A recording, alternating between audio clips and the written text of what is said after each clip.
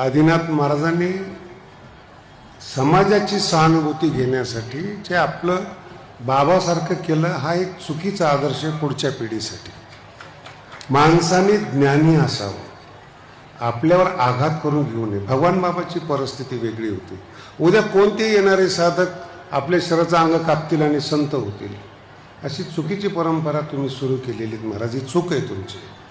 सौजन्याने बोलतो याचं कारण नाहीत, वारकरी संप्रदायाला हे मान्य नाहीत. बाबांचं वय काय होतं, 20-22 वर्षाच्या काळात घडलेली घटना, तुम्ही 60 गाठत आलेत. 60ला हे करणं चुकीचं आहे. यांनी समाज जरी तुमच्यावर प्रेम करत असला, सहानुभूती मिळत असतात, सहानुभूती समाजाची घेणं हे परमार्थामध्ये पाप आहे. संतांचं प्रेम मिळालं पाहिजे, सहानुभूती नाही.